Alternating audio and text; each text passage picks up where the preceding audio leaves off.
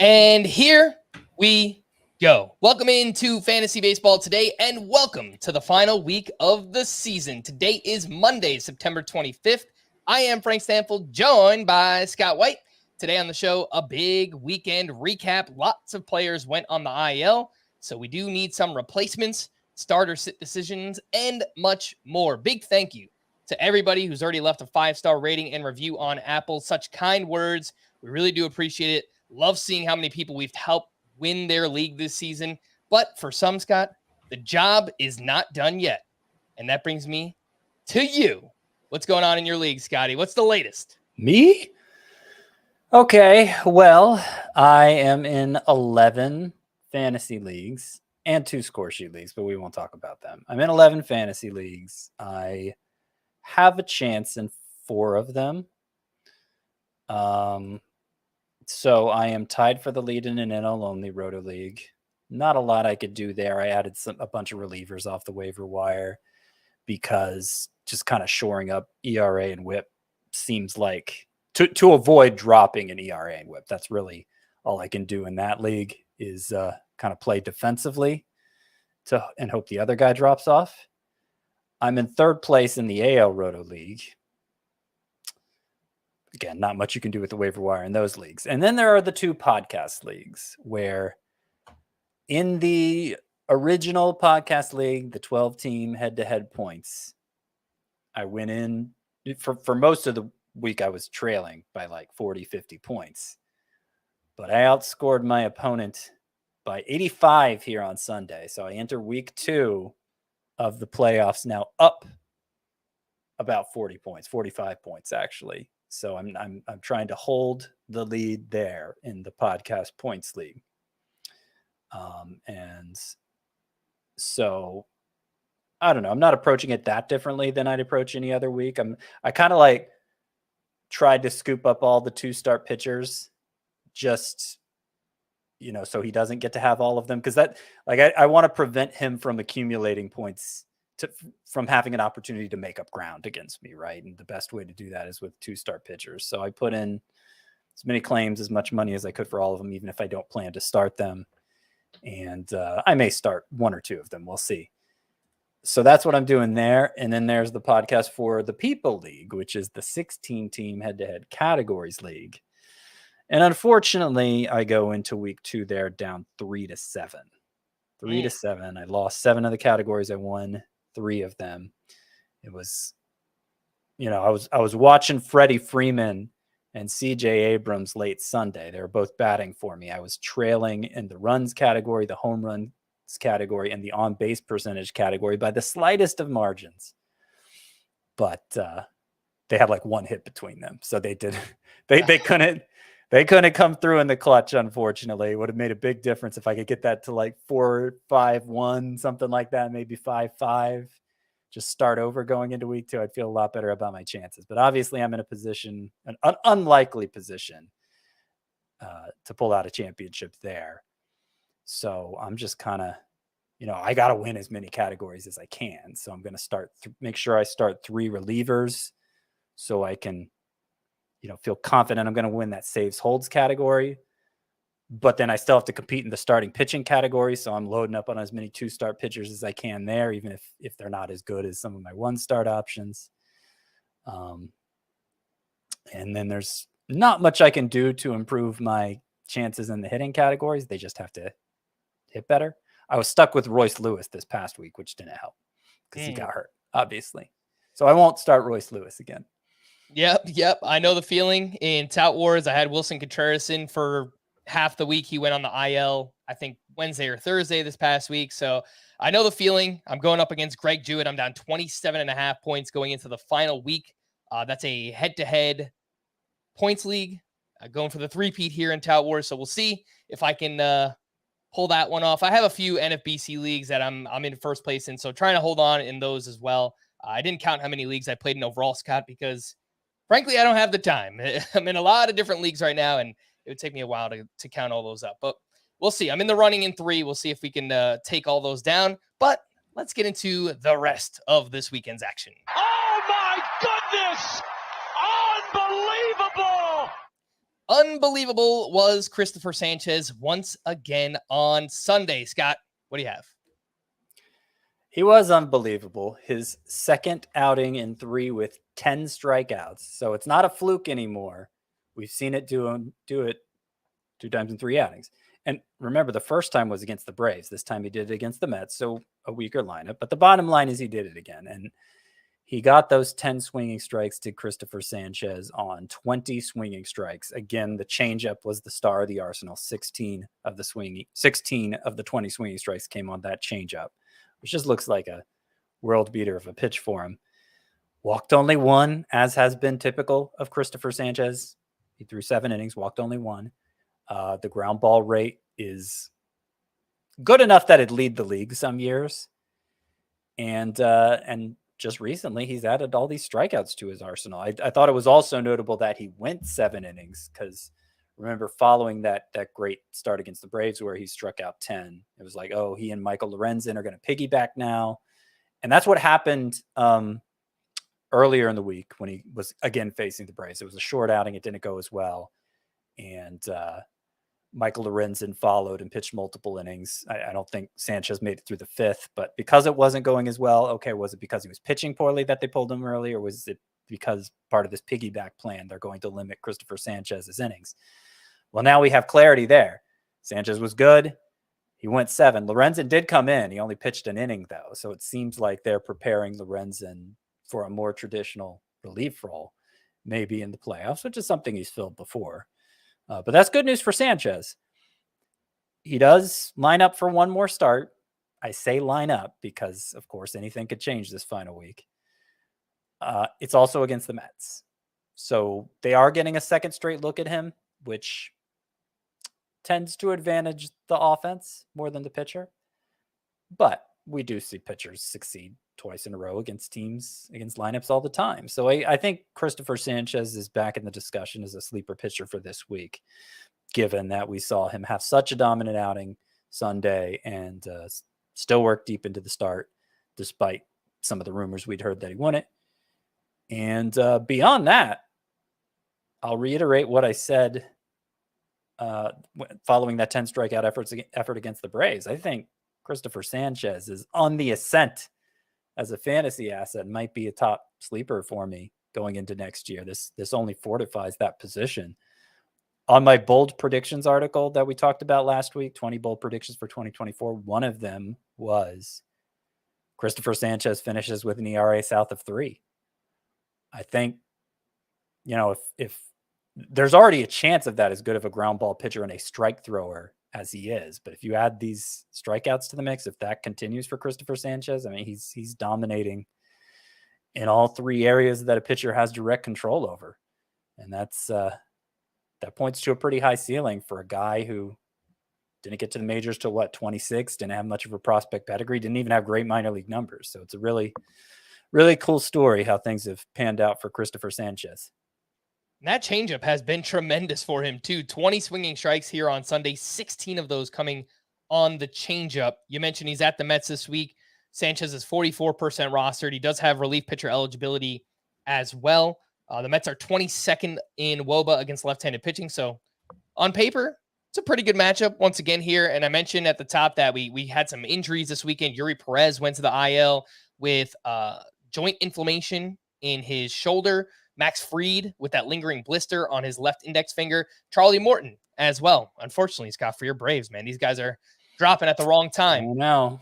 Or are they dropping at the perfect time to get healthy again? You might be right. Right. So that's the hope. I'm not feeling confident going to the playoffs. Don't get me wrong. I never feel confident going into the playoffs. But they might have to. Their playoff rotation might be a little more patchwork than we thought it would be most of the season. Well, Scott, at least your team is going to the playoffs because my Yankees were officially eliminated from playoff contention on Sunday. No surprise there. Back to Cristopher Sanchez. Would you take him over any of the one-start pitchers that you have in your sleeper pitchers for this week? So I'm looking at Ranger Suarez, Sawyer Gibson-Long, Gavin Williams, who I don't know for sure if he's going to start this week or not, and Edward Cabrera, is the other name on that list. Would you take Cristopher Sanchez ahead of any of those names? I mean, I probably need to add him to the list if I am.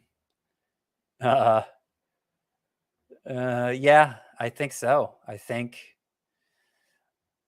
all of them. I think all of the one start options. Maybe not Ranger Suarez if you're just playing it safe. If you just like, I want a quality start. That seems like a very predictable outcome for Ranger Suarez against the Pirates next week. But if you're looking to hit a home run, I think Cristopher Sanchez against the Mets has a better chance of doing that. Yeah, I agree with you. I think he's up there on that list. Man, if we had any confirmation that they're just going to let Sanchez go in that one, and we're not worried about any kind of piggyback situation, which I don't think I really am at this point. I might take him over Ranger Suarez too. It's just he's looked that good. So I agree. You need a pitcher this week. Cristopher Sanchez is definitely up there on the list. Oh my goodness gracious for me. Just a massive weekend here for the Texas Rangers, who swept the Mariners. They have now won 5 in a row. They have a 2.5 game lead in the AL West. They control their own destiny now moving forward. And big weekend for Corey Seager. He hit 2 more home runs. Marcus Semien, big game on Sunday, 2 for 4 with a double dong. He's up to 27 home runs, 117 runs scored this season for Marcus Semien. But the big name who could be available that I really want to focus on here is Evan Carter, who continues to get it done. His last 4 games, he has 6 hits, 3 homers, 7 RBI, 1 steal during that time. He's 36% rostered. He's got 7 road games this week. 2 lefties on the schedule, but the way he's playing, I think he's just in that lineup. I think the Rangers are playing him every day on out, to close out the season here. Maybe they kind of wrap things up on like Friday, Saturday, Sunday, something, and they rest some of their guys. But Evan Carter has looked awesome. He's widely available, Scott, and I know he's one of your sleeper hitters this week. He is, and I was tempted to move him up the list more than where I have him. I have him pretty low on the list. The matchups aren't great, but he's just been so good, and the Rangers are now one of 6 teams with 7 games. It was 4 heading into the weekend, but the Diamondbacks and Yankees have each had a game added. I said hatted. The Diamondbacks and Yankees have each had a game added, and so now they have 7. So now there are 6 teams with 7 games next week. The Rangers are one of them. That helps Evan Carter's case. What's interesting about how well he's hit is, we had concerns. Oh, is he strong? Is he just built up enough strength as a 21-year-old, a very skinny 21-year-old to make much of an impact power-wise in the majors? And exit velocities for Evan Carter haven't been great, but the production has been, and he's contributed steals as well. He has 4 home runs versus 3 steals. He's gotten on base a ton, which was the MO. Great on base skills in the minors. And so I think if you're in a 3 outfielder league and you've kind of rotated that 3rd outfield spot, which I think is a pretty common approach, Carter looks like a good choice for this week. Yeah, 100%. And he's hitting a good amount of ground balls, 46%. It's not totally egregious, but probably not ideal for power. But when he does put the ball in the air, he has an 11% barrel rate so far. So yeah, I've loved what I've seen from Evan Carter. I think he's totally in play for this week. Shout out to Ronald Acuña, Scott. Your boy becomes the 5th player in the 40-40 club. Of course, we know he's been even better than that. He's the first player in MLB history to go 40-60, and he's also just 2 steals away from going 40-70, which, if I had to guess, I think he's probably going to pick up 2 steals at some point this I think so. I think he'll make it happen somehow, some way. Yeah, I think that's important to him. He did sit out the 2nd game of the doubleheader Sunday, so he seemed pretty restless on the bench too. I noticed he was acting pretty loopy the whole game, but yeah, no, I'm sure he'll play a lot this week and get those 2 steals. Scott, when you hit 40 home runs and steal 68 bases, I really don't care what you do in the dugout, right? You can start doing handstands or cartwheels, whatever you want to do. I don't care. That guy has been amazing. A historic season here for fantasy purposes from Ronald Acuña. And what's crazy? Last year we talked about how great Aaron Judge was, right? And I'm going to look this up once the season ends, because the Razzball player rater, you could see how much auction money a player has earned over the course of the season. And I want to see what Ronald Acuña winds up with, because I'm pretty sure it's going to be better than what Aaron Judge did last year. But I do want to mention, And wasn't Aaron Judge last year twice as much as any other player on I think, that I think it that was close. particular tool? I think it was close to it. I think Goldschmidt earned like just over $40, and I think Judge was like over 60. $60 player last year. Nah, not as big of a gap as I remembered, but yeah, I would imagine Acuña's even more. I mean, in terms like if you just do head-to-head point per game production, Judge was a distant first last year. Acuña has even more this year than Judge had. I don't know if the gap between him and number two is as big because all the entire elite class of hitters has moved up quite a bit from last year.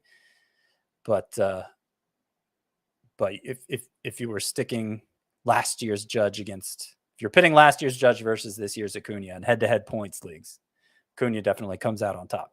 Yeah, I'm gonna venture to say I think in category leagues, Ronald Acuña is going to wind up earning more there as well. Shout out to Aaron Judge. He had a triple dong on Friday, 35 home runs and only 101 games played. That is a 51 homer pace over 150 games. So what could have been? We'll see if Judge can stay healthy next year, but the power production is still there and still looks like he can potentially be a 50 home run hitter again next season. Let's get people updated here, Scott, on the two-star pitchers, the schedule for the final week. There's not really much that has changed here, but worth mentioning that Zach Gallen is now out as a two-star pitcher this upcoming week. Merrill Kelly is in, we hope, and he is at the Yankees and home against the Astros this week. What are your thoughts on starting Merrill Kelly? Yeah, I think it's must start. I know he's had some extreme lows mixed in with the extreme highs lately, but I don't know. You playing scared or you playing to win? I guess it depends. Like realistically, if your main focus in a roto league is to preserve ERA and WHIP, then it might make sense to play safe. But a majority of people who have Merrill Kelly, majority of situations, I think you're gonna roll with him, and you're probably gonna roll with Zach Gallen in spite of him only being a one-star pitcher now. That doesn't really. He's of a caliber that it doesn't really change whether you're going to start or sit him. Yeah. And Gallen had an awesome start on Sunday as well.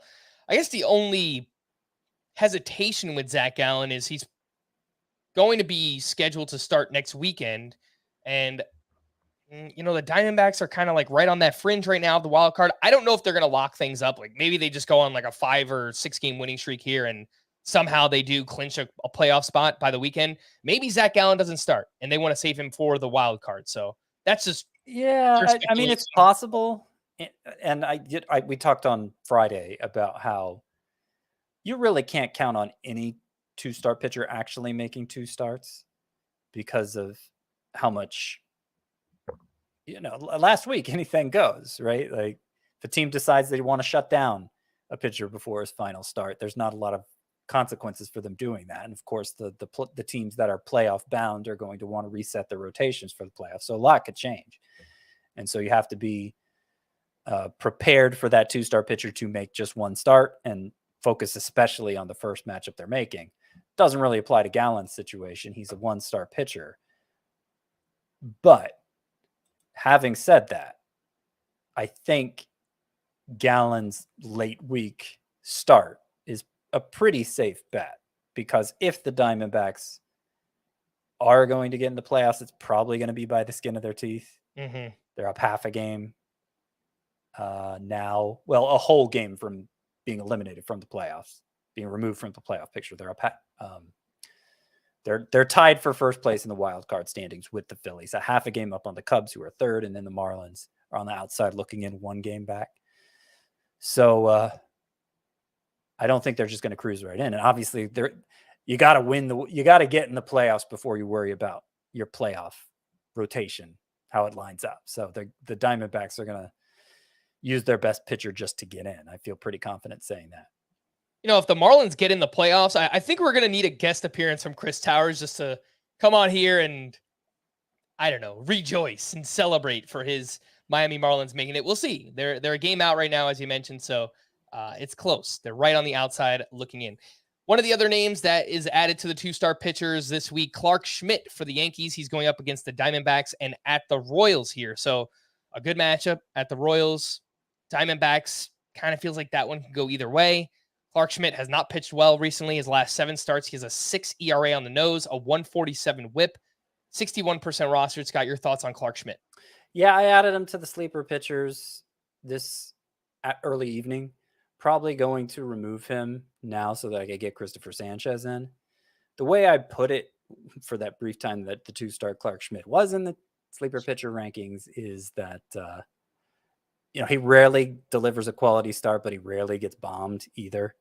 So if you're looking to, in the rare situation where you're looking to make up ground in a 2-week playoff scenario, Clark Schmidt might be a good choice for that.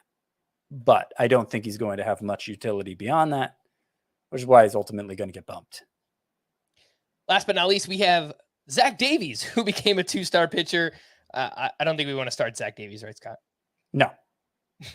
All right, let's take our first break. When we return, we'll talk about some of those other injuries from this weekend, and then we'll get you some waiver wire hitters, some pitchers, some replacements. We'll do that right after this. Are you guys ready to win some money?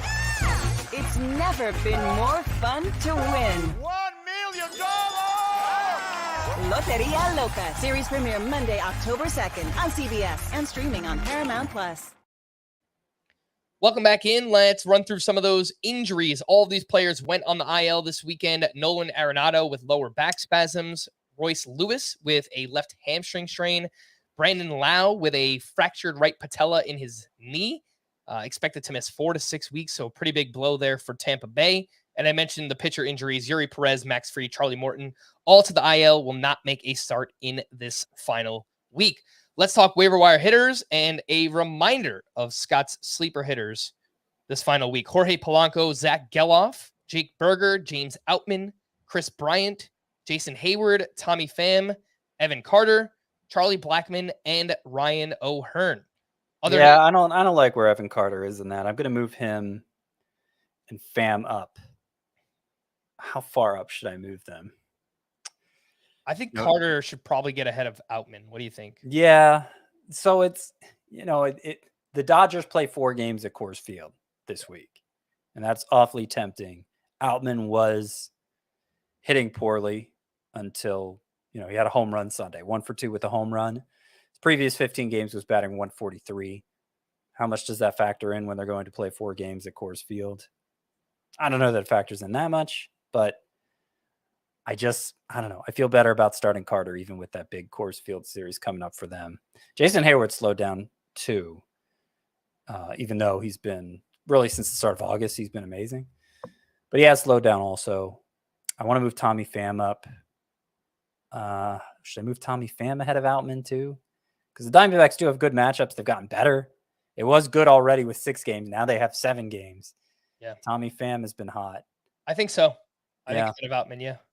Yeah, I think when I was actually prioritizing my waiver claims in the league where I need an outfielder, I'm not sure Outman was available actually, but I was putting those claims in ahead of Chris Bryant and Jason Hayward. So yeah, I think I'm going to move him up higher on that list. All right, other names with a big weekend. We'll start with the outfielders. TJ Friedl actually had a huge weekend. He homered in 3 straight, a sock and a shoe on both Friday and Saturday. He had 6 hits, 3 homers, 4 runs, 5 RBI, and 2 steals this weekend. Overall on the year, he's batting .280 with 17 home runs, 26 steals, and an .819 OPS, 76% rostered. So he's not really out there. Maybe some 10-team leagues, some shallow points leagues. The problem is the Reds only have 5 road games this week, Scott. So what do you think about Friedl? Would you take him over any of the outfielders we just mentioned? No, I don't think so. I don't think he needs to be added to my sleeper hitters. Now, if it's a 5 outfielder league and he's one of your 5 outfielders, that's probably fine. But of those 5 games, let's see, 2 are against left-handers. Friedl usually starts against. He's actually better against lefties this year than righties, which is so weird. Yeah, but he doesn't always start against them. And let's see, the last one they faced was Saturday. He started against them. But the time before that they faced the left-hander, Friedl was on the bench, and that could easily happen, at least in one of those 2 games. And suddenly he's down to a 4-game week.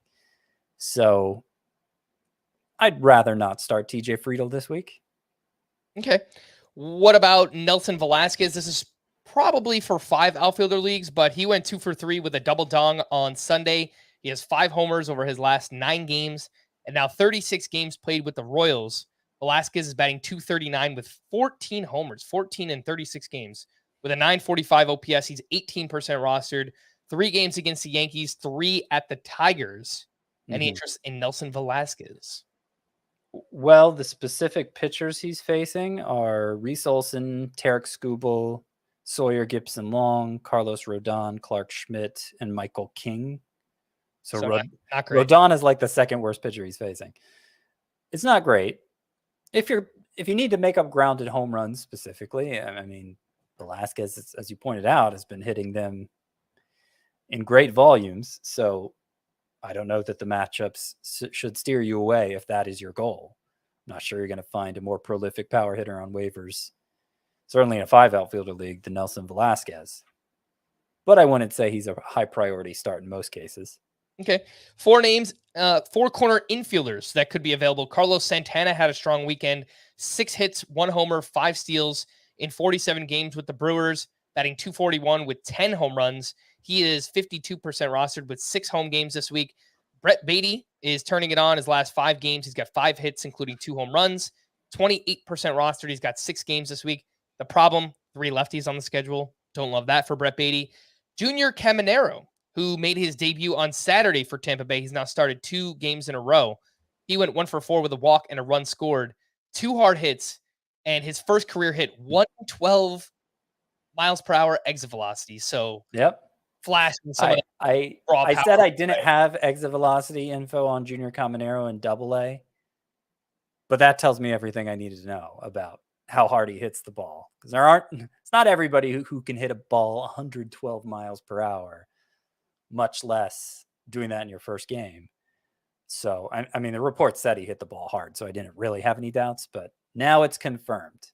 112 miles per hour. The problem for Caminero is he's only got 5 games this week. So, yep. Obviously, you'd like to optimize the schedule and get as many games in as you possibly can. Christian Encarnacion Strand, he looks like he's finishing strong as well. His last 7 games, he's batting .400, 5 homers, 10 RBI. In his 58 games with the Reds, he's batting .279 with 11 home runs total, 60% rostered. But again, only 5 games, 5 road games too. So none in Great American Ballpark either. Any interest here, Scott, in Santana, Brett Beatty, Caminero, and CES? Look, none cleared the threshold of making my 10 sleeper hitters for this week. I am going to start Christian Encarnacion Strand as my 3rd baseman in that podcast for the People League, the Categories League, where I'm down 3-7. And I lost Royce Lewis. I need a replacement at 3rd base. I need a replacement at 3rd base who can hit home runs. And Encarnacion Strand with 5 in his last 7 games. I think he's the choice there if I'm going to compete in that category. And I kind of need to compete in all the categories. So I wish it was more than 5 games. And in Encarnacion Strand's case, not even guaranteed to play all 5 games. He starts most of the time, but, it's a crowded infield situation for the Reds, so it's not all the time.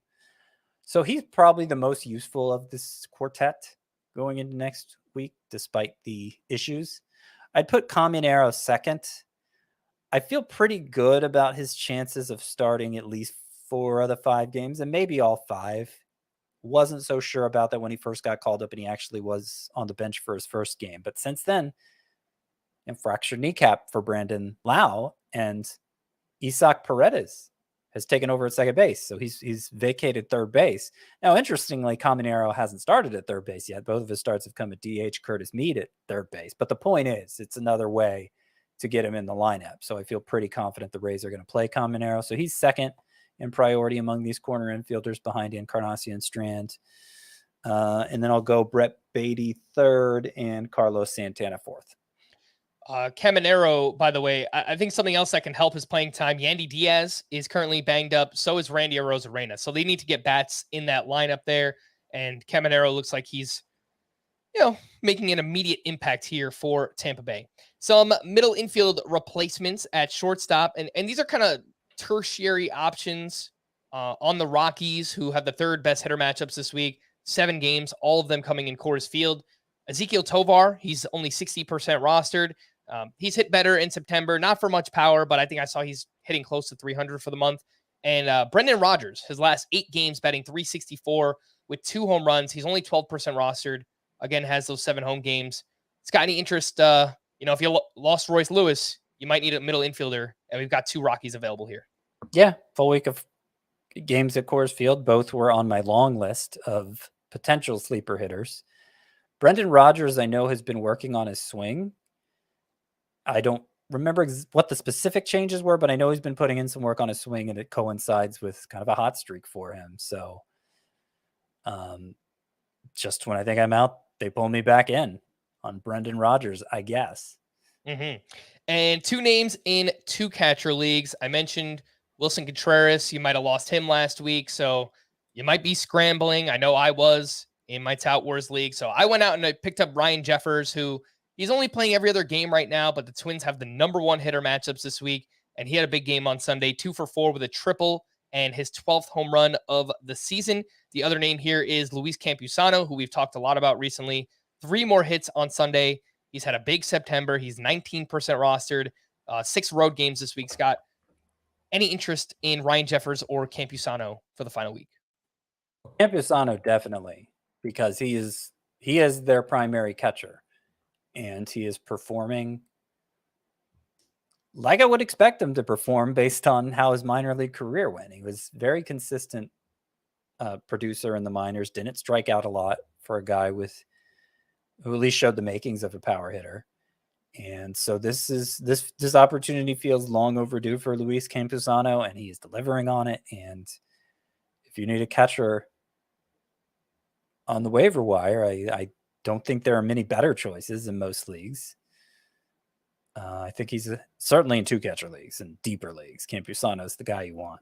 And then 1 sneaky hitter in deeper leagues. And again, this is just taking advantage of the matchups. Kyle Farmer for the Twins has started 5 straight. We know the Twins are dealing with all those injuries. Royce Lewis, Carlos Correa, both on the IL. Kyle Farmer had this weekend, over the 5-game stretch that he started, 7 hits, 5 runs scored, 3 RBI, and a stolen base. 7% rostered, has second, third base, and shortstop eligibility. That's a name for deeper leagues. Kyle Farmer. Now, worth noting, sounds like Carlos Correa could return midweek for the final series of the season. No guarantee that happens, but if it's not a daily league or one of those leagues where you can change your lineup midweek, I'm not sure Kyle Farmer's going to be the best choice. But if it is, then yeah, I like the opportunity for him to take advantage of the A's pitching staff to begin the week. I know they have some lefties on the schedule too, Scott, and that feels like that would favor Kyle Farmer getting in the lineup as a right-handed bat. So yeah, they do have 2 in their 6 games. Am I looking at this right? 2 or 3, but yeah, definitely at least 2. Yeah. Well, the A's, I don't know if these A's probables are correct because they piggyback a lot of guys. Yeah, I think Waldichuk will probably start one of those games. So yeah, let's say 2. Okay. Waiver wire pitchers. Again, if you lost out on some Braves or Yuri Perez, reminder, here are Scott's sleeper pitchers. We've got Michael King, Reese Olson, and this is in order. Ryan Pepio, Kenta Maeda, Paul Blackburn, Ranger Suarez, Sawyer, Gibson Long, Gavin Williams, Edward Cabrera, and Clark Schmidt. It sounds like Cristopher Sanchez is probably going to slot in, right around Ranger Suarez on this list. So keep that in mind if you're looking for some pitchers. Anything to add, Scott, on the performances of Gibson Long, by the way, and Edward Cabrera? Gibson Long at the A's this weekend, 5 innings, 1 run. He had 4 strikeouts. Velocity down around 1 mile per hour on all of his pitches, but a great matchup against the Royals this week. And then Edward Cabrera, solid outing on Sunday. Good on you. You had the faith to start him in a 2-start week. I was a little more cautious. I was worried about Edward Cabrera, but he pitched well in both starts. 5 innings, 1 run, 5 strikeouts here, and he is at the Pirates this week. Anything to add on those 2? Yeah, the Cabrera and Cristopher Sanchez 2-start weeks worked out nicely. I think they both scored right around 27 points in head-to-head leagues. As for how they performed this weekend, well, let's start with Sawyer Gibson Long, actually. So he walked 3 in 5 innings, which is uncharacteristic. Even in the minors, his walk rate was pretty low. I think it was. I think it mostly bolsters your the decision to start him against the Royals if you choose to go that direction. He's, had 3 good starts in a row now, has Sawyer Gibson-Long. I would have liked him to be more dominant at the A's of all teams, but it was good enough that it's not going to scare me away from that Royals matchup. There's still a lot to like there. Normally a good strike thrower, as I mentioned, getting swings and misses on both his slider and changeup. I think Gibson-Long remains an interesting pitcher. As for Edward Cabrera, again, it was good. It wasn't quite good in the way I thought it was going to be good. I was expecting if it went well, it'd be a lot of strikeouts. And I think he had a combined 9 strikeouts in the 2 starts. And they were both on the shorter side. And that's even with him managing to avoid walks, which we can't always count on Edward Cabrera to do. But the matchup is really good at Pittsburgh. So I'm not eager to start him as a 1-star pitcher. I'm not eager to start him or Gibson-Long as 1-star pitchers. But I think they're fine. I think, if you need a 1-start option off the waiver wire, you're not going to do much better than them. Okay. Let's talk about some other names that had great starts this weekend. Nick Pivetta up against the White Sox, 7 shutout innings with 7 strikeouts. He had 14 swinging strikes and 5 games in September for Pivetta, a 3.08 ERA, a .91 whip, 33 strikeouts, just 4 walks in the month. He is at the Orioles in the final week. John means business. He took a no-hitter into the 7th inning at the Guardians. He wound up going 7 1/3, 1 hit, 1 run, 4 strikeouts, and he is home against the Red Sox this week. Mike Clevinger, another quality start on Sunday. He was at the Red Sox, 6 innings, 2 runs, 0 walks, 0 strikeouts. Kind of a weird line there. He's 70% rostered. Final start against the Padres this week. Their lineup has been on fire. So I kind of just want to cash in on Mike Clevinger and say, all right, thanks for everything that you did. I don't know that I want to use him against the Padres here, but any thoughts on him, John Means, and Nick Pivetta? I mean, that's exactly my feelings on Clevinger. I feel like even though this second start this week was good against the Red Sox, there was kind of a warning shot there. The fact he struck out nobody, which, he's been on this nice run where he's been getting lots of swinging strikes, getting lots of strikeouts, but then, still managed to have the quality start at Boston, but with no strikeouts. So I don't know. Just feels like against the Padres, as hot as they are, it could all go poof for Mike Clevinger. Pivetta, I don't really want to start any of these guys, Pivetta or Means. They took advantage of weak lineups. They have tougher matchups next time out. Pivetta, if you're chasing strikeouts, there might still be some. That's justification to start him. If you're chasing strikeouts, that is something Pivetta has done fairly consistently. I'm not sure you can trust him to keep runs off the board against the Orioles lineup, but now in his last 3 starts, he has 23 strikeouts to 2 walks and just 18 2/3 innings. And, his overall strikeout rate is great. So Pivetta might be fine for that particular situation. In the case of Means, the fact he went deep into the game with no hitter, that's great. He did just strike out 4 in 7 1/3 innings. And while his ERA and whip are low in his, is it 3 or 4 starts since returning? 3 starts since returning. 6 strikeouts in 17 1/3 innings. Not great. And I think he could do better than that. I don't think John Means is going to be a big-time bat misser or anything. But when you're giving up that much contact in the modern game, it's really asking for trouble. And particularly against a lineup like the Red Sox, I'd rather steer clear. All right, 3 more names. If you didn't want to use the last group, you probably won't want to use this group, but I don't know. Maybe I'll be wrong. Ken Waldichuk bounced back after a rough outing. He faced the Tigers, 6 innings, 2 runs, 7 strikeouts, and over his last 9 games, 7 of those being starts, Waldichuk has a 3.02 ERA and a 1.17 whip. He's 9% rostered at the Twins this week. Zach Littell now has 4 solid starts in a row. He went 5 2/3 innings, 2 unearned runs allowed against the Blue Jays. And during that 4-start stretch, a 1.78 ERA and a .83 whip for Zach Littell. Jordan Wicks now has a quality start in 3 of his last 4 outings. He faced the Rockies on the road, 6 innings, 3 runs, 3 strikeouts. He is 61% rostered at the Brewers. Scott, any interest in Wicks, Littell, or Waldachuk? I really don't have any interest in starting them this week unless it's truly a desperation situation. Wicks, so he had that big strikeout effort when he first got called up, right? In 5 starts since, 14 strikeouts in 28 innings. So it seems like he's asking for trouble too. I understand he's managed to survive so far, but that's not a good situation to be in as a pitcher. And I think the downside overshadows the upside for Littell and Waldachuk in a 1-start week. All right, I would agree with that. One name just to know in deeper leagues, I think just kind of stash him away in your Rolodex in the back of your mind somewhere for next season. Joe Boyle, who is with the Oakland A's. He threw 6 innings, 1 unearned run, 5 strikeouts this weekend. He throws extremely hard, averages 97 miles per hour on his fastball. He's a big dude, 6'4", 24 years old.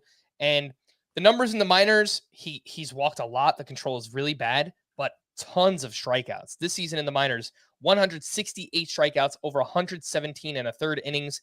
Again, the name there, Joe Boyle. Just kind of stash him away in your memory, and maybe he'll, I don't know, make an impact at some point next season. Some news and notes from the weekend. Sandy Alcantara will not pitch again this season because of that UCL sprain in his right elbow.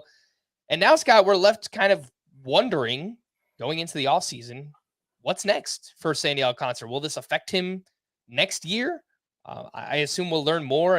If he has to have surgery, I mean, that would be the worst case scenario, but I don't think it's off the table. I don't think it's off the table either. And anytime you're talking about a UCL, it seems inevitable. Now, I made that same case against Zach Gallen a couple years ago and was avoiding him like the plague in drafts, and he turned out to be fine. He still hasn't had Tommy John surgery on that elbow. Doesn't mean he never will, but he's managed to avoid it for a couple years now. I feel like that's more the exception than the rule, though. And so if we don't get any kind of resolution to this situation with Alcantara's elbow in the offseason, I think it would take a heavy discount for me to draft him next year. And it might have anyway, frankly, based on the year he just had and the fact that I think in this really unpredictable pitching environment where there are extreme highs and lows for every pitcher, an ERA just feels like it's being, pulled up, pulled down, who knows where. Round and round it goes. Where it stops, no one knows. That's how I feel like ERA is for most pitchers in this environment. You really need to emphasize strikeouts. Like that is the one thing, that is the one pitcher contribution that you can predict with the most certainty, which has always been true. But I think doubling down on that in this pitching environment makes sense. And that's not something Sandy Alcantara, even when he won the Cy Young, did a lot of. So, I don't know what kind of discount it'll take, but that's what there will need to be one for me to be invested in him in any significant way next year. Mike Trout was transferred to the 60-day IL and will not return this season. Yordan Alvarez has been limited to DH duties because of a right elbow issue. Randy Arozarena has missed 2 straight with right quad tightness. I haven't seen anything since, Scott. I guess we have to wait and see if he's in the lineup. I believe the Rays play on Tuesday. They've only got those 5 games. What do you think about Arozarena? Start or sit this week? Look, I'm probably going to sit. I'm probably going to play it safe with injury case. If it's a weekly lineup league, which most are, probably going to play it safe and sit him if I don't have any reassurances, at the start of the week. Now, most teams aren't playing on Monday. I believe there are just 5 games on Monday. 4. 1, 2, 3. Are you sure that makeup game wasn't added in? I think it's 5. In any case, it's not many.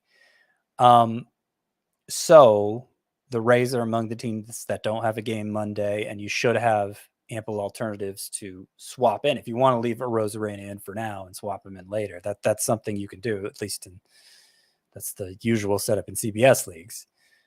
So that could be a way to play it. You're going to want to play close attention to when lineups come out on Tuesday in a way you might not normally.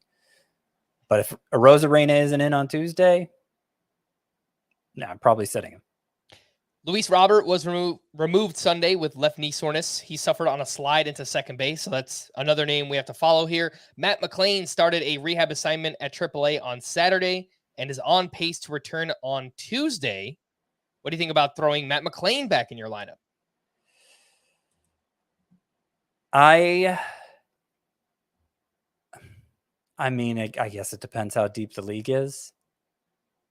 It is just the 5-game week, fresh off the IL. It depends what kind of alternatives you found up the middle. If you grab Zach Geloff when Matt McLain went down, I probably don't want to mess with it too much. But if you've been struggling there, then maybe you do. Joe Musgrove restarted a throwing program on Friday with the Padres winning 10 of their last 12 games. There was some slight hope that they can make a run at a wild card spot, but they're now 5 games out. I don't think it's going to happen. Yandy Diaz left Sunday's game with right hamstring tightness. He's day-to-day. Another name to watch there. Luis Ariz was out of the lineup Sunday due to a left ankle injury. Aaron Savali's next start will be pushed back due to illness. He was originally scheduled to start Tuesday against the Red Sox, but will now face the Blue Jays next weekend. Kenley Jansen was reinstated from the COVID IL on Saturday. Marcus Stroman has been moved back into the Cubs rotation, which means Javier Assad went back to their bullpen. Michael Brantley has missed 5 straight due to that surgically repaired shoulder. And Chris Paddock, remember the name? He was activated by the Twins and will serve in a multi-inning relief role. Other names that went to the IL this weekend: Logan T. Allen with left shoulder inflammation, Luke Raley with a cervical strain, Jason Adam with a left oblique strain, Michael Kopech with right knee inflammation, Luis Arias with a left calf strain, Tyler Anderson with knee soreness, CJ Crone with lower back inflammation, Bailey Falter with neck soreness, and Jesse Schultens with a left calf strain. All right, so I got to the bottom of our confusion over Monday's schedule. There was originally only 4 games on Monday. There is still only 4 games on Monday. What happened was the Diamondbacks were already scheduled for a game Monday, so their game against the White Sox got moved from Monday to Thursday, so that now the Diamondbacks can play the Yankees on Monday. So note there was actually an additional game added Thursday to get that Monday game in. So yeah, just 4 games on Monday. And be careful here, because that game between the Diamondbacks and the Yankees starts at 1:00 on Monday. So make sure to set your lineups if you have any D-backs or Yankees in there. So none of the other games are till 9.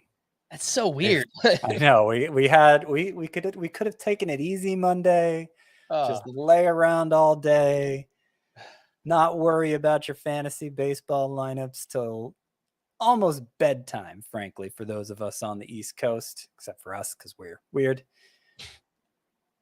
But no, now we can't. Now we got to get them set at before or right around lunchtime, before we eat lunch. Gosh, what are we going to do on tomorrow's podcast? Got 4 games on the schedule.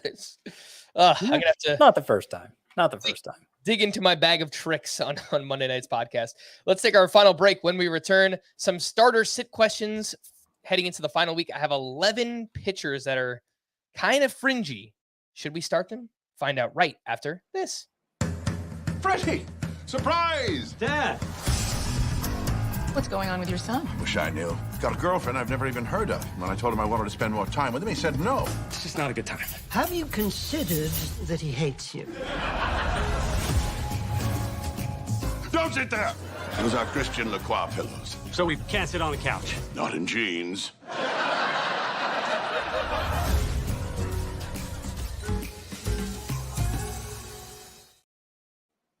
Welcome back in. Let's talk start or sit pitchers for the final week. I have 11 names here on the list, so let's do it a little rapid fire here, Scott. Shane Bieber made his return from the IL. He faced the Orioles. 5 innings, 5 runs allowed. 4 of those were earned. Velocity down, still allowing a ton of hard contact. Home against the Reds this week. I am going to have to do Bieber in a 15-team league, but otherwise, no. I agree. Chris Sale has turned in back-to-back solid starts. He was up against the White Sox this weekend. 5 shutout innings, 7 strikeouts.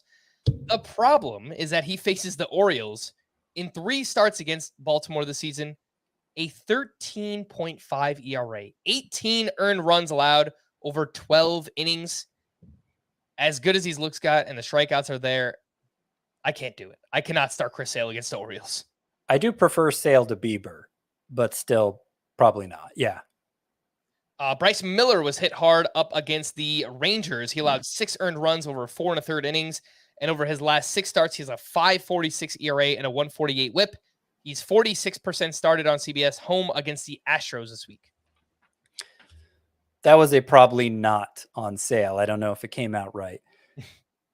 For Miller, yeah, probably a no on him. His ERA is over 4 now for the year. Most of his starts are short. I just don't think there's enough reward there to justify it.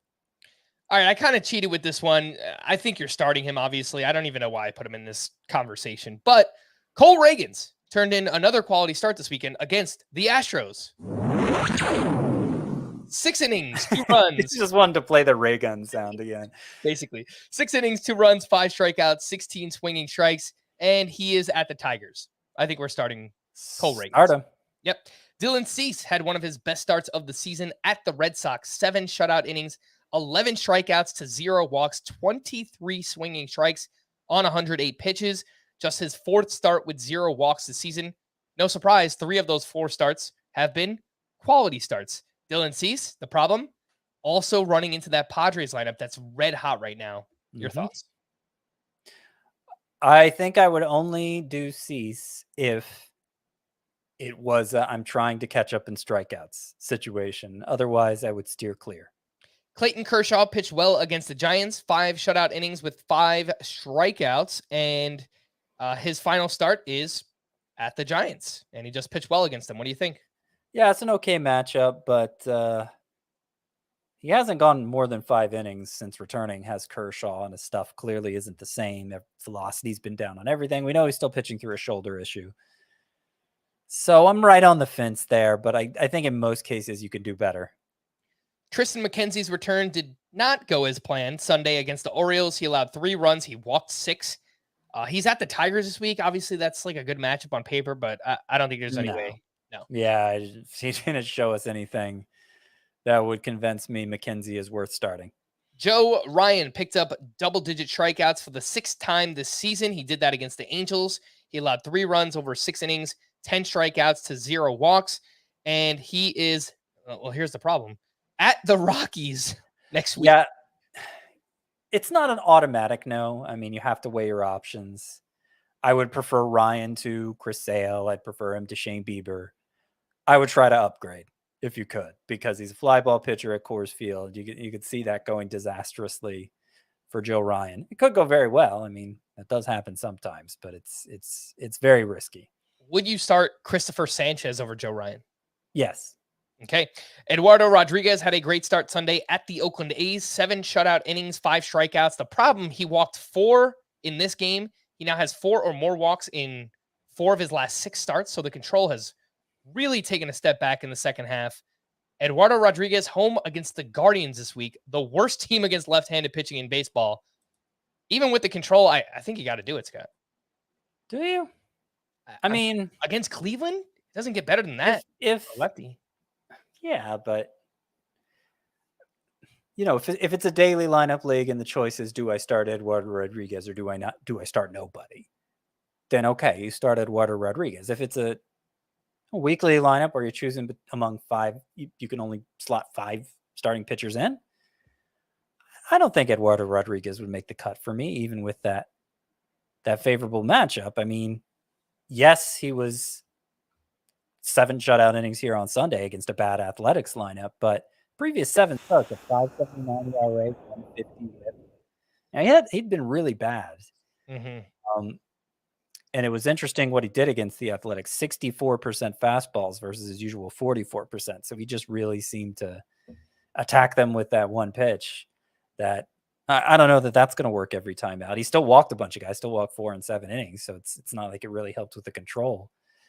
I think he's a pretty dangerous start, is Eduardo Rodriguez, even with that favorable matchup. All right. Michael Wacha back on track with a great start against the Cardinals. 7 innings, 2 runs, 6 strikeouts with 15 swinging strikes. Did allow 10 hard hits in this game. He is at the White Sox this week. They are the worst team against right-handed pitching. What do you think about Michael Wacha? I like him better than Eduardo Rodriguez. I like him probably more than all of those one-start sleepers. I would start Wacha over Cristopher Sanchez, for instance. I'm not going to call him a must start, but it's a good matchup, and he's looked good his last couple turns and his good numbers overall. So I think it's a pretty good play. Our season started with Lance Lynn, Scott. Will it end with Lance Lynn? Let's find out. A quality start against the Giants on Sunday. 6 innings, 2 runs, 6 strikeouts with 15 swinging strikes. He looked pretty good in this one. Gets the Giants again this week. They're 21st in WOBA against righties. Lance Lynn is only 70% started. That's actually a pretty high amount. What do you think about him? I think I would take all of those one-start sleepers on my sleeper pitchers list this week over Lance Lynn. So Cristopher Sanchez. Who else is on there? Sawyer Gibson-Long, Ranger Suarez. I already said Cristopher Sanchez. Edward Cabrera. Depends what you need there. If you're just looking for volume, like if it's a points league situation, then I might lean Lynn over Edward Cabrera. But in a categories league, particularly if you need strikeouts, maybe not. That's a close call. All right, let's hit some pitching leftovers here. 3 great starts this weekend. Zach Gallen, 6 shutout innings at the Yankees. He had 8 strikeouts, 14 swinging strikes. Nice bounce back for him. Sonny Gray has now gone 6+ innings in 14 of his last 16 starts. There was a stretch back in, I think it was late May or June, where the Twins were really limiting Sonny Gray. It was like 5 inning starts, 3 runs. He didn't look very good. But man, since that point, he has just been money and entering free agency this offseason. So should be an interesting one for Sonny Gray.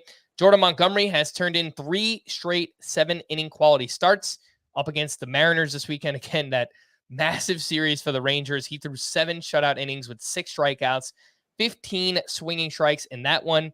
He is at Seattle again this week. The way he's pitching, obviously, you're going with Jordan Montgomery. Any thoughts on those 3? Yeah, I mean, I don't think there's much of a question start versus sit with them. Who did you say Gray was facing? I did not mention his matchup, but I could look it up quickly. It looks like Oakland. So, revenge game for Sonny. That's a revenge game, sure. Been a long time since I've thought of Sonny Gray as an Oakland day, but I love Sonny Gray. I didn't know it. I love Sonny Gray when he first got called up. Oh man, Sonny Gray sweeping the clouds away. Man. CBS says he's in Coors Field. Oh. You sure about I'm not sure. I don't make the matchups on CBS. Oakland. Hang on a second. So if he pitched on Saturday, then he might actually get Coors Field, yeah. I mean, so what I'm looking at says Thursday. All right, let me see what roster resource says. We got to get to the bottom of this because it can make all the difference between starting and sitting Sonny Gray. So roster resource has it as, and they say he's starting Thursday against Oakland. All right, let's try another source here. Like we can really predict this with any accuracy this time of year. Anyway, let's say ESPN. Do they have Sonny Gray going? So hang on, I don't have the right date here. Or do I? No, I'm not. I'm looking at last Thursday. All right, next Thursday, according to ESPN, starting for the Twins is Sonny Gray against Oakland. So I'm seeing a lot more sources saying Sonny Gray will go against Oakland, but that does make a big difference. And if it's a close call between Sonny Gray and somebody else, You might shy away just in case he gets pushed back a day. Obviously, you love that matchup against the A's, but at Coors Field is a different story. Some hitting leftovers, Scott. Feel free to just, if there's anything interesting I say, just jump in and feel free to take it away. Seiya Suzuki continues his strong second half. He had a big weekend, 6 hits, 1 homer, 5 runs scored for him. Ellie De La Cruz still not hitting, but did pick up 4 steals this weekend. Are you starting Ellie De La Cruz this week, Scott? 5 games. He's struggled a lot. If I need steals, I am. Otherwise, probably not. Let's just say a points league. Well, I mean, you got to ask who else you can start at shortstop or third base wherever you're using him. I don't think he's an automatic sit, but like, I don't know. Depends who else you have. I would start him over Christian Encarnacion Strand in a points league, and I just talked about starting Encarnacion Strand in one league that I'm in. So probably still yes, unless you just have a great alternative. All right. Huge return for Christian Yelich on Friday. He went 3 for 4 with a double dong and 5 RBI. Big weekend for JT Realmuto. 5 hits, a homer, 5 RBI, and 2 steals. Manny Machado, he's got this tennis elbow. No problem. 4 for 4 with a double dong on Friday. He's up to 30 home runs now in only 135 games. So even with playing through this injury, he hasn't been vintage Manny Machado, but he's still kind of getting it done. Juan Soto is having a monster September, 346 batting average, 8 homers, 25 RBI with an 1159 OPS.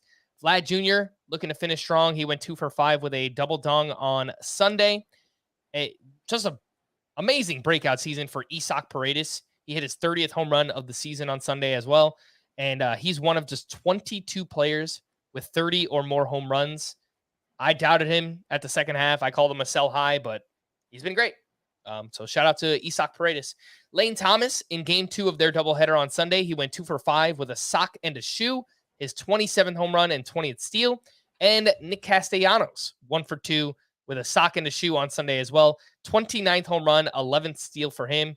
He also has 106 RBI. It's been a very productive bounce back season here for Nick Castellanos. The call to the bullpen, a few updates. For the Phillies on Friday, Craig Kimbrell got the 9th inning with a 1-run lead, gave up a game-tying home run to Brett Beatty, which doesn't seem like great timing because Jose Alvarado picked up the save on Saturday, and he's been getting more saves. So if you do need saves, I would say Alvarado is a decent option for the final week. He's only 23% rostered. I've also noticed here that Andres Munoz has worked the 8th inning rather than the 9th, I think, in back-to-back appearances. So kind of the same situation as with Craig Kimbrell, where you're not feeling super confident he's going to get all of his team's saves chances. Mm-hmm. And so if you are in a shallow league where there are where there are closer alternatives on the waiver wire, then you might want to look into one of those this week. Tanner Scott bounced back nicely at the end of the week. I think he's still pretty available. Ryan Helsley is still pretty available. They would be better options than Kimbrell and Munoz at this point, I would say. For the Orioles on Friday, Yennier Cano got the 9th inning with a 1-run lead. He gave up 2 runs, took his 6th blown safe and 4th loss. And then on Saturday, Cano pitched in the 8th inning with a 1-run lead, and Cionel Perez pitched the 9th inning for his 3rd save. For the Royals on Friday, James MacArthur got the final 5 outs for his 2nd save. Then on Saturday, it was Taylor Clark who got the final 5 outs for his 3rd save. And then on Sunday, it was back to James MacArthur, his 3rd save. He's 2% rostered. This is, if you're playing a 15-team league and you're just super desperate for saves at this point, I think James MacArthur might be able to pick you up a save or 2 this final week. For the Cubs on Saturday, Julian Merriweather got the 8th inning with a 1-run lead to face 5, 6, and 7 in the Rockies lineup. Jose Cuas? I think it's Cuas. I feel like I've heard his name before. Jose Cuas.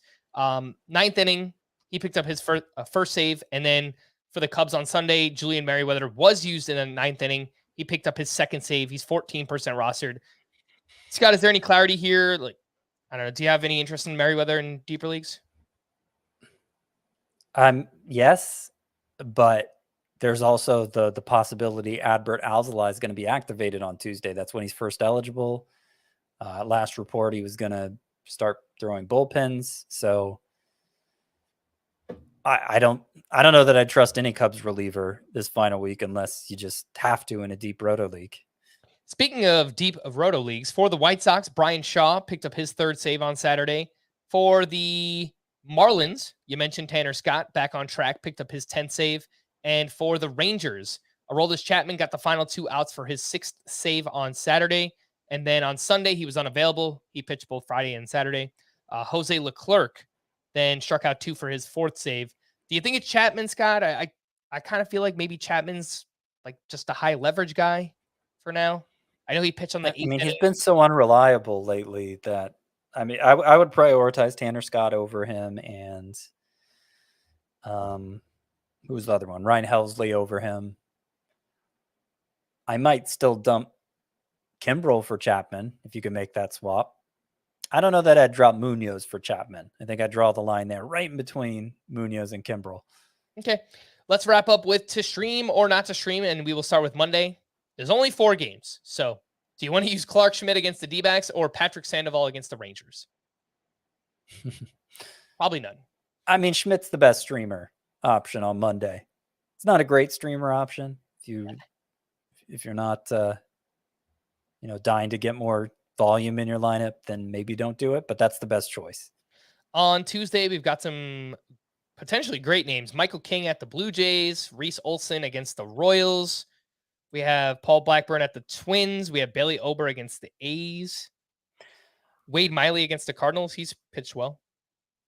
So I'm not sure. Where were you looking that said Ober was going to go Tuesday? ESPN. The Ocho. Where did I see that he got bumped back to the Colorado series? Because that's a few days further back. I see that. I saw that on CBS. Okay. Well, if Ober is starting against the A's, we'll know when the time comes in daily leagues. Yeah. Then that's a good start. Reese Olson is an even better one against the Royals. Michael King, the best one of all against the Blue Jays, at the Blue Jays, actually. So I did that kind of in reverse order. My top 3 on Tuesday would be Michael King, Reese Olson, Bailey Ober. If you do need another one, Paul Blackburn at the Twins.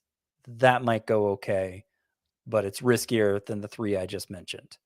We are going to wrap there. Our final weekend recap of the year. For Scott, I am Frank. Thanks as always for tuning in to Fantasy Baseball today. Please make sure to follow and leave a 5-star rating on Apple or Spotify, and we will be back again tomorrow.